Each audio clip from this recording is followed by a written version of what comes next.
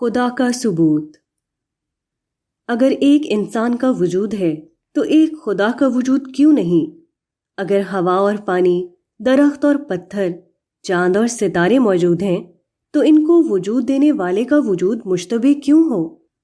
حقیقت یہ ہے کہ تخلیق کی موجودگی عمل تخلیق کا ثبوت ہے، اور انسان کی موجودگی اس بات کا ثبوت ہے کہ یہاں ایک ایسا خالق موجود ہے جو دیکھے اور سنے، جو تدبیر کرے اور واقعات کو ظہور میں لائے۔ اس میں شک نہیں کہ خدا ظاہری آنکھوں سے دکھائی نہیں دیتا، مگر اس میں بھی شک نہیں کہ اس دنیا کی کوئی چیز ظاہری آنکھوں سے دکھائی نہیں دیتی۔ پھر خدا کو ماننے کے لیے دیکھنے کی شرط کیوں ضروری ہے؟ آسمان پر ستارے جگمگاتے ہیں، عام آدمی سمجھتا ہے کہ وہ ستاروں کو دیکھ رہا ہے، حالانکہ خالص علمی اعتبار سے یہ صحیح نہیں۔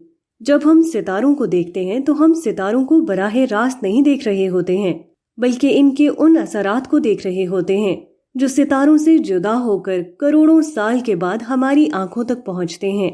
یہی تمام چیزوں کا حال ہے۔ اس دنیا کی ہر چیز جس کو انسان دیکھ رہا ہے وہ صرف بالواسطہ طور پر اسے دیکھ رہا ہے۔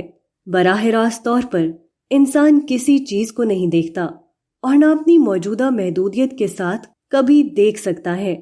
پھر جب وہ دوسری تمام چیزوں کے وجود کو بالواسطہ دلیل کی بنیاد پر مان جاتا ہے تو خدا کے وجود کو بالواسطہ دلیل کی بنیاد پر کیوں نہ مانا جائے؟ حقیقت یہ ہے کہ خدا اتنا ہی ثابت شدہ ہے جتنا کہ اس دنیا کی کوئی دوسری چیز۔ اس دنیا کی ہر چیز بالواسطہ دلیل سے ثابت ہوتی ہے۔ اس دنیا میں ہر چیز اپنے اثرات کے ذریعے سے پہچانی جاتی ہے۔ ٹھیک یہی نوعیت خدا کے وجود کی بھی ہے۔